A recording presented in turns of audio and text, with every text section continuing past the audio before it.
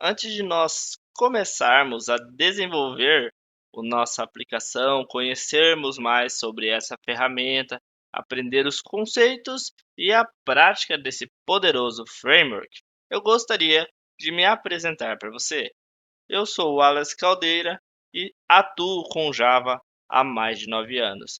Então, o conteúdo que eu vou apresentar nesse curso para você foi feito com muito carinho e com muita experiência. Apesar de ser um conteúdo introdutório, é uma forma de eu apresentar para você uma ferramenta que está muito requisitada atualmente. Além do mais, a partir desse curso, você também poderá continuar aprendendo outras abordagens para Java, se aprofundando mais nessa tecnologia.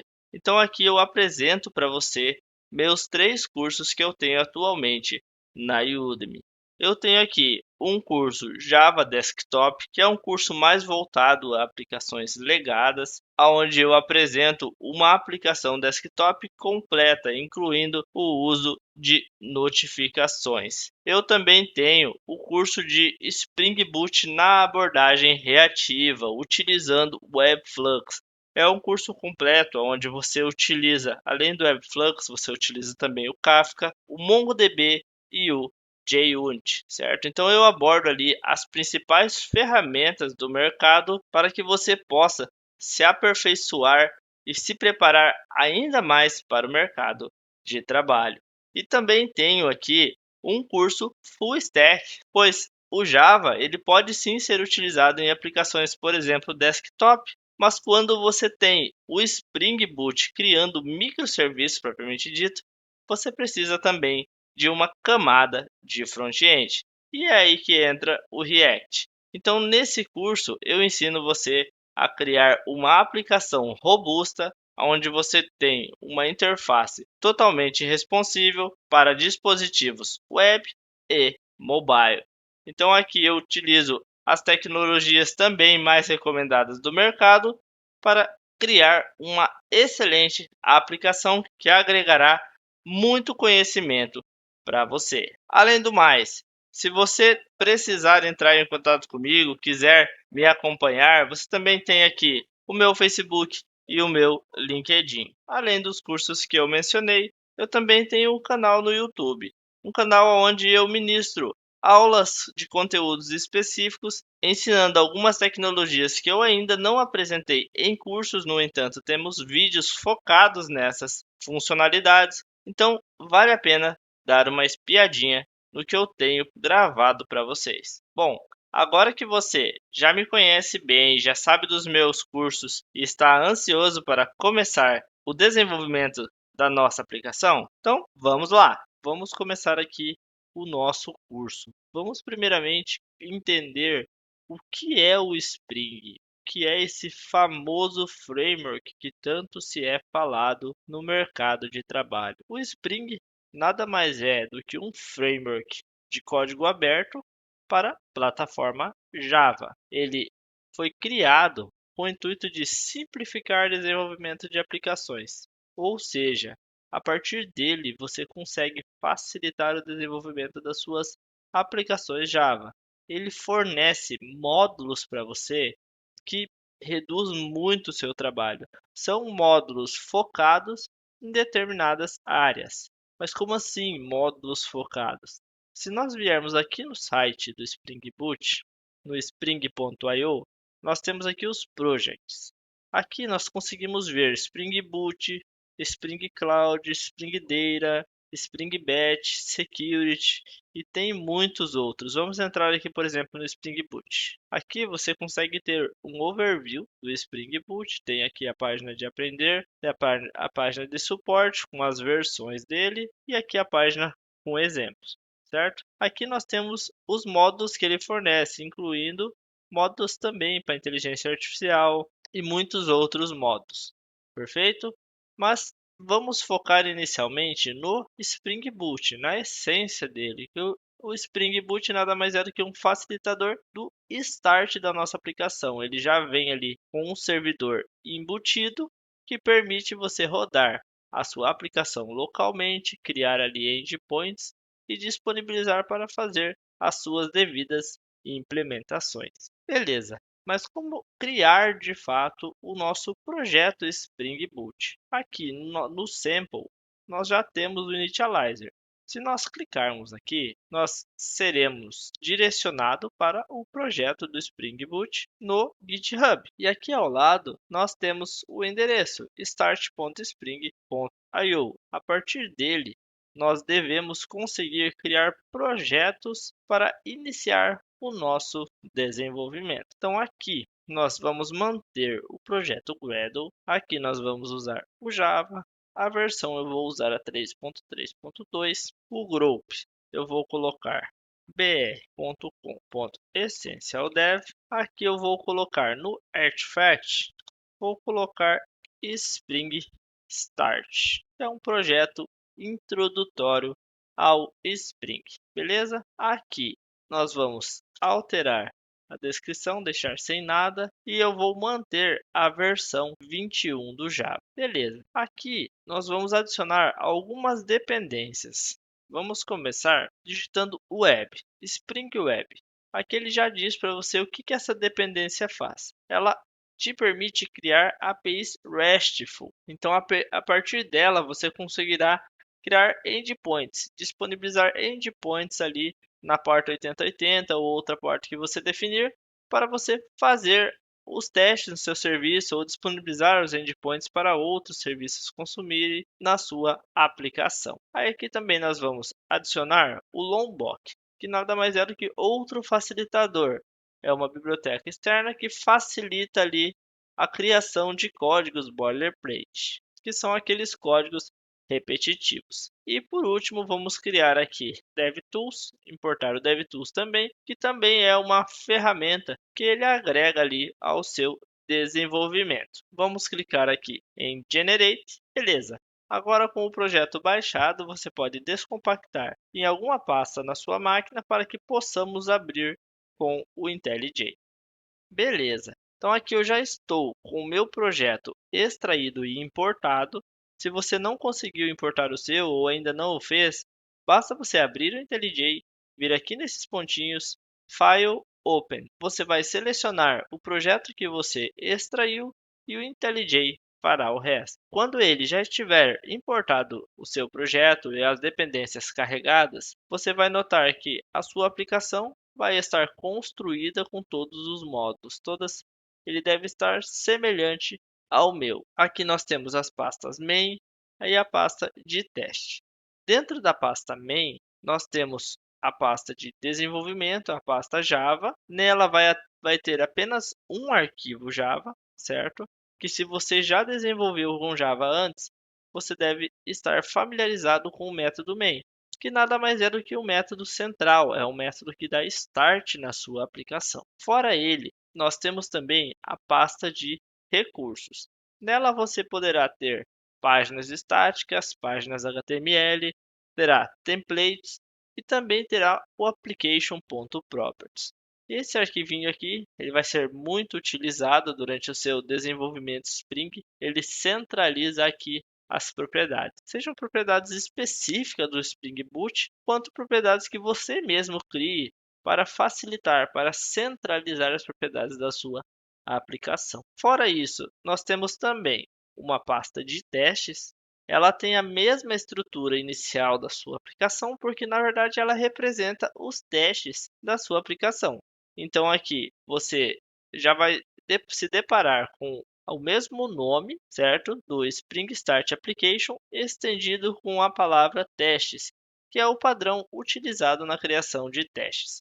Aqui nós temos uma estrutura básica, não tem nenhum teste aqui dentro, é apenas para você conhecer e poder dar o start ali à criação dos seus testes. Aqui nós temos também o Build Gradle, que nada mais é do que o centro ali das dependências do nosso projeto, que são aquelas dependências que nós adicionamos lá na criação do nosso projeto. Adicionamos 3: o Lombok, o Spring Web e o DevTools. E elas estão aqui: o Spring Web, o Lombok e o DevTools. Também temos aqui outras informações, como o group do projeto, a versão e também a versão Java. Perfeito, mas como eu sei que meu projeto de fato está rodando? Como eu sei que eu importei ele com sucesso? Você tem aqui o Spring Start da sua aplicação, você dá um botão direito nele e clicar em Run. Se tudo correr bem, você deve subir a sua aplicação na porta 8080. Então aqui, como eu comentei anteriormente, ele já tem um servidor Tomcat embutido e ele vai inicializar na porta 8080. Como nós ainda não temos nenhuma rota para a nossa aplicação, para o nosso serviço, nós não temos o que testar. Mas a partir desse projeto, poderemos começar a criar de fato as nossas funcionalidades. Agora que eu já testei a minha aplicação, ela já está ok, como que eu de fato crio então os tais endpoints para disponibilizar e testar de fato a minha aplicação, fazer ela retornar alguma informação. Vamos fazer isso então. Vamos vir aqui na main, vamos vir aqui em Java. Aqui nós vamos criar um novo pacote. Vamos criar aqui um pacote controlador, que é o pacote onde armazenaremos os arquivos de rotas da nossa aplicação. Aqui nós vamos dar um new Java class. Nesse cara aqui, nós vamos criar o book controller. Mas por que book? Porque aqui eu vou estar simulando uma biblioteca, certo? Eu vou fazer os endpoints de CRUD, as operações de criação, de alteração e de deleção da nossa de um livro, certo? De livros da nossa biblioteca. Então aqui eu vou ter os elementos de manipulação de um livro. Beleza. Então aqui, o que nós precisamos para disponibilizar uma rota? Como eu falei lá no começo, o Spring ele é um facilitador, certo? Então aqui, como ele facilita isso para você? Além do que eu já mostrei de criação de projeto, de geração de códigos, ele trabalha com anotações. Então, ao invés de você criar toda uma estrutura para disponibilizar o endpoint, basta você criar uma classe, como você está vendo aqui, como você faria no Java tradicional, e anotar ela com @REST_controller. A partir disso, o Spring já vai entender que esse aqui é um arquivo de rotas. É a partir dele que eu vou gerar alguma rota. Tá, mas qual rota é essa? Entra aqui outra anotação. Request mapping, que eu vou mapear essa requisição. Eu vou colocar aqui /book. Tá, mas o que é esse /book? Esse cara aqui, basicamente, pensando que nós vamos executar a nossa aplicação no http localhost 8080, esse /book ele vem logo em seguida desse endereço. Então aqui seria o /book. Quando nós executarmos esse endereço, ele vai mapear essa rota e retornar os endpoints, no caso, disponibilizar os endpoints que estão nessa controller. Muito bem, então vamos criar esses endpoints. Primeiro, nós precisamos saber que tipos de endpoints existem. Nós temos o GET mapping, nós temos o POST mapping, temos também o PUT mapping, o patch mapping e, por último, o delete mapping. Esses aqui são as principais anotações de endpoints que nós temos atualmente, certo? O GET geralmente é utilizado para obter informações. Eu estou fazendo GET, eu estou obtendo algum tipo de informação da nossa aplicação. O POST é o contrário, é o envio dessas informações.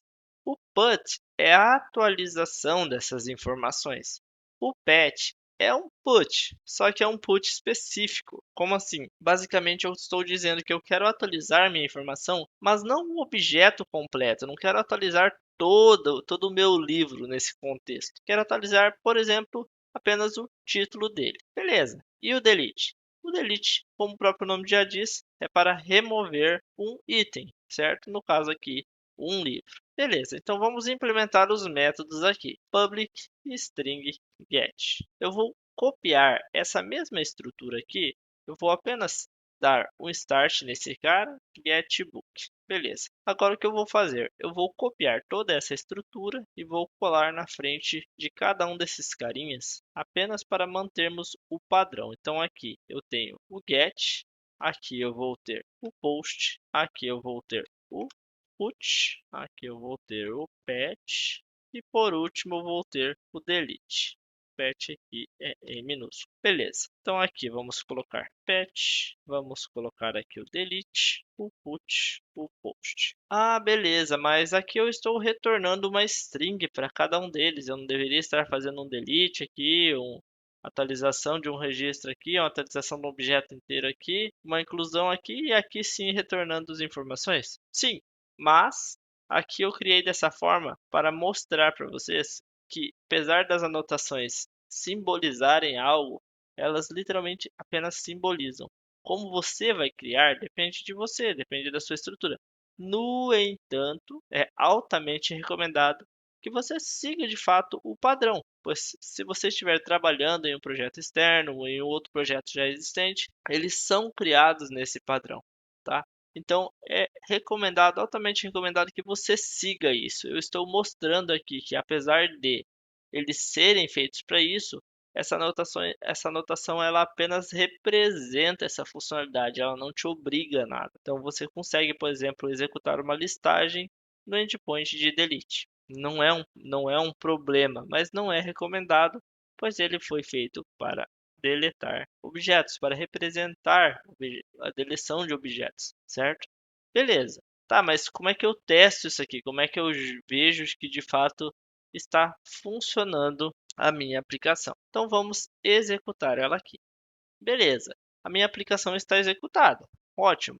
Agora vamos abrir o browser e executar aquele endereço que nós digitamos aqui anteriormente. Então aqui eu tenho o meu browser, eu vou digitar localhost 2.8080/book. E olha só, ele trouxe o getBook. Por quê? Porque quando nós digitamos aqui no browser, a primeira coisa que ele faz é executar o get. É isso que é feito quando você executa qualquer rota no browser. É um get. Ah, mas como que eu executaria outras rotas? Aí eu precisaria de ter uma aplicação específica para executar esses tipos de rotas, como post, como delete e as outras que nós mencionamos. Nós faremos isso posteriormente. Bom, nós já criamos as nossas rotas, já mostramos elas, já testamos ela no nosso browser. Beleza, é um passo, certo? Com isso você já entendeu para que servem as rotas, como elas são acessadas. Nós ainda não testamos todas, mas já deu para visualizar o comportamento do get lá no browser. Ele de fato retornou o getBook. Muito bem. O que nós vamos aprender agora, ainda relacionado com os nossos endpoints, são as entradas, certo? Porque pensando, independente do que eu estiver fazendo, eu geralmente vou precisar obter algum atributo, certo? Por exemplo, quando eu pedir um get, eu nem sempre vou querer que ele traga todos os registros, nesse caso, todos os livros. Então eu vou querer algum identificador. Então eu posso pedir o ID.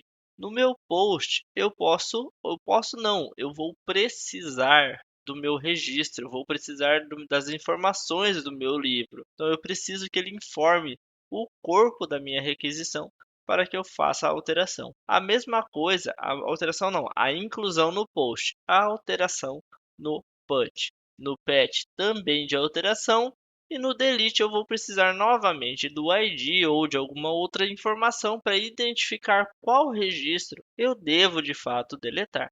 Beleza, nós já sabemos que nós precisamos, tá? Mas como eu uso, como eu faço para passar essas informações para os nossos endpoints? Para isso, o Spring também disponibiliza de anotações, que são anotações de parâmetros. Então, vamos conhecer agora as principais anotações utilizadas para parâmetro. Então, aqui no nosso getMap, o que nós vamos fazer? Nós vamos usar o @pathVariable. Ele vai ser do tipo string e vai ter o nome de ID.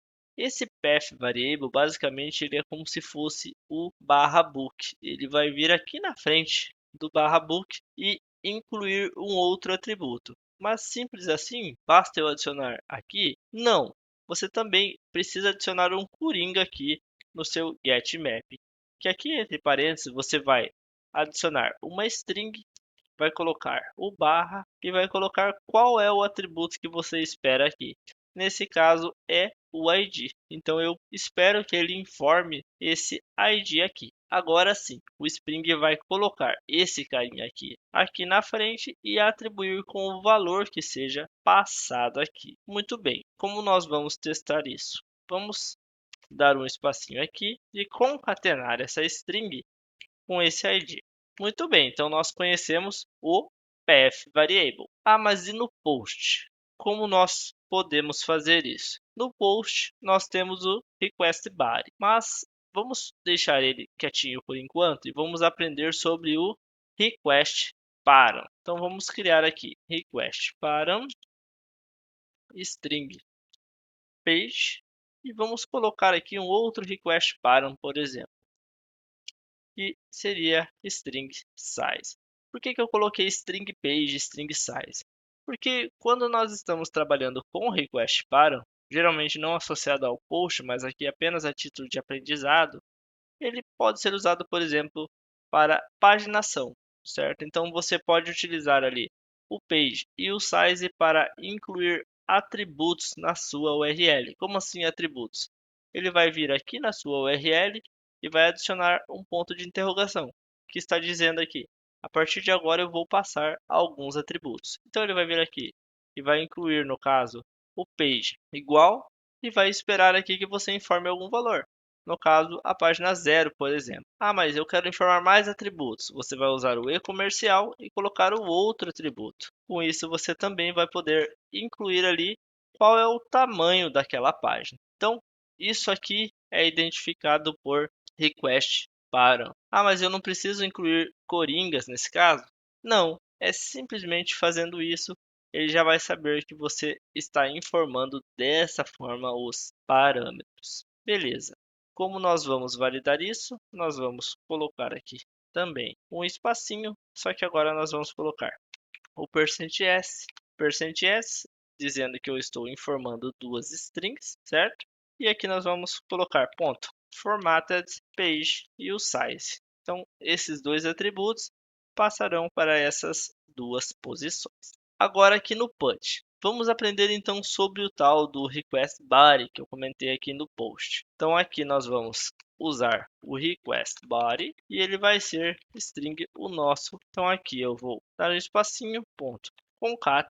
Esse carinha aqui, ele é informado de maneira diferente, ele não é diretamente associado à sua URL. Ele é utilizado quando você não quer deixar essas informações explícitas, não quer que elas sejam expostas ali na URL que qualquer um possa ter acesso. Você quer passar apenas para o dono da aplicação que está efetuando a requisição, que tem algum conhecimento no mínimo ali para saber para qual rota enviar e quais atributos essa rota espera de fato. Beleza? Muito bem. Então, a gente já aprendeu três carinhas, mas vamos conhecer mais um aqui que também é utilizado, tá? Não tanto quanto esses três, mas vale conhecer, que é o request header, que é passado como o cabeçalho ali da nossa aplicação. Geralmente, esse header é associado a um token. Você pode utilizar ele para passar um authorization, certo? Também conhecido como bearer, que você consegue passar um token que a sua aplicação valida. Obviamente que não nem sempre é utilizado, ou melhor, não seria utilizado aqui no patch, tá? Você também poderia utilizar, depende do contexto da sua aplicação, mas a ideia é que você possa passar informações no header, certo? Muito bem, então aqui vamos dar um espacinho também e vamos concatenar esse carinha aqui com header. Beleza, agora nós já temos essas informações, nós precisamos testar e aprender de fato. Testar de fato as outras rotas que nós criamos e entender como que eu consigo usar esses parâmetros, como que eu consigo passar valores para esses parâmetros e testar que de fato meus endpoints eles estão funcionando. E nós vamos fazer isso em seguida. Vamos lá então. Agora que nós já criamos toda a nossa estrutura, precisamos de fato validar cada um desses métodos, o seu funcionamento, como que eu consigo de fato chamar um método get, um post, um put, um pat, um delete. E como que eu uso também esses diferentes tipos de parâmetros. Eu comentei que precisava de uma ferramenta própria, uma ferramenta específica, certo? A não ser, é claro, que você esteja chamando de dentro de outro serviço. Mas nesse caso aqui, nós estaremos inicialmente utilizando o Postman para isso. Vamos lá. Beleza. Então, aqui no Postman, a primeira etapa a se fazer é criar uma nova requisição. Então, vamos vir aqui em New HTTP Request. Beleza. Ele vai vir com essa estrutura aqui, onde você tem os parâmetros, os headers, body e outros tipos de dados aqui que nós podemos passar na nossa requisição. E aqui nós temos também os tipos de métodos. Como eu comentei, temos os principais e temos outros também, tá? Mas, de fato, você geralmente vai ver esses carinhas aqui. Beleza. Vamos agora fazer o seguinte. Vamos fazer buscas na nossa requisição para os nossos métodos, os métodos que nós criamos. Então, o primeiro método que nós criamos, ele é um get, certo? Inicialmente ele não recebia parâmetro e depois nós incluímos um parâmetro, o parâmetro ID. Então, se nós incluirmos um ID, seja ele qualquer valor após o /book, nós vamos ter esse valor retornado aqui. Tá? Lembrando que eu estou executando o meu projeto. Eu executei ele e abri o Postman em seguida. Então aqui eu consigo ver que ele obteve aquele valor. Se eu colocar 50, por exemplo, e executar novamente, observe que ele trouxe a informação. Então ele está indo lá, obtendo o valor do parâmetro e retornando na resposta daquele endpoint. Beleza. Então a gente testou o get, é a mesma coisa que a gente podia ter testado no browser sem problema nenhum. Agora vamos para os outros métodos que nós ainda não testamos de fato. Vamos entrar aqui no post. O post ele recebe um request param. Um não, dois, que é o request param de page e o request param de size. Como que eu passo esses parâmetros? Primeiro eu vou apagar esse carinha aqui, vou deixar só o /book e aqui observe que ele tem query parâmetros. Então, é aqui que nós vamos colocar esses parâmetros. Vamos escrever aqui, por exemplo, page. Olha só que legal, ele já escreveu lá em cima para você na URL o page. Mesma coisa se nós colocarmos o parâmetro size. Beleza? Agora vamos colocar os valores page 0 e size 20, por exemplo. E vamos executar. Olha só que legal. Ele já trouxe os valores 0 e 20. Vamos alterar aqui para ter certeza que está ok. Vamos colocar apenas, ou melhor, vamos colocar 50 registros aqui. Olha só, página 10, tamanho da página 50 registros. Então ele está trazendo esses parâmetros também. Muito bacana, né? Agora vamos para o put. Beleza. O put ele estava usando o request body. Então nós vamos apagar esses parâmetros aqui. Observe que ele já apagou aqui também. E vamos vir aqui para o body. Aqui no body nós vamos vir em raw. E observe que aqui nós temos tipos específicos de formatos que nós podemos enviar. Nesse caso, nós dissemos lá que o método vai receber uma string convencional. Então nesse caso é um text. Tá? Então nós podemos colocar aqui qualquer texto. Eu vou colocar Essential Dev, por exemplo, e vou executar. Olha só, putbook Essential Dev, ou seja, ele obteve o valor que está vindo do meu body. Então, funcionou também muito bem, certo? Muito bem. Aí, o que nós vamos fazer? Nós vamos alterar aqui agora para o patch. Vamos remover aqui o nosso request body. Nós não temos mais um request body nesse caso. E vamos vir aqui para o header. Aqui no header nós vamos informar, vamos dar aquele exemplo que eu comentei, um token, certo? Lá no nome do parâmetro eu estou passando aqui o meu header, mas geralmente é utilizado o authorization. Observe que ele até tem o autocomplete aqui, mas não é o nosso caso. Nós estamos recebendo um parâmetro qualquer apenas para validar a passagem de parâmetros no header. Então aqui no meu header eu vou colocar aqui o valor token e vou mandar assim. Olha só, ele também trouxe ali a informação. Então, ele está lendo as informações daqui. Então observe que eu mostrei para vocês vários tipos de formas para você passar parâmetro de um lado para outro, de fora para dentro da sua aplicação. Note que, assim como os métodos, o get, o post, o put, o delete, enfim, eles são padrões, certo? Mas eles te permitem que você passe qualquer tipo de informação. No entanto, é novamente altamente recomendado que você siga os padrões de fato e use de acordo com a necessidade do projeto, não passando, por exemplo, no header aqui, uma informação que não precisa ser passada no header, que não é sensível, por exemplo, informação de página. Você pode muito bem deixar exposta isso na sua URL, não tem por que usar o header. A mesma coisa vale para uma informação sensível, não vai passar ela na sua URL, você vai passar ela no seu body. Então sempre tem que ter isso em mente, você sempre tem que observar a necessidade real do seu projeto, não deixando brechas, não deixando pontos ali que podem ser aproveitados por pessoas maliciosas. Sempre tem que pensar na segurança do seu projeto, ainda mais se for dados sensíveis. Beleza, então agora nós temos aqui o delete também. Vamos remover aqui o header e aqui nós não temos nada, nenhum parâmetro. Então observe que ele não tem nem params, nem body e nem header. Não tem nada. Eu vou simplesmente enviar. E ele trouxe aqui e acionou o endpoint de delete. Novamente só retornando um texto. Então, viu como foi tranquilo você fazer chamadas para os seus endpoints? Então aqui você conheceu a ferramenta Postman. Ela é altamente utilizada, muito utilizada para testes desse tipo de recurso, teste de endpoints, independente do tipo do seu endpoint, mas quando se sai do browser, você precisa de uma ferramenta extra, certo, para fazer esses tipos de testes.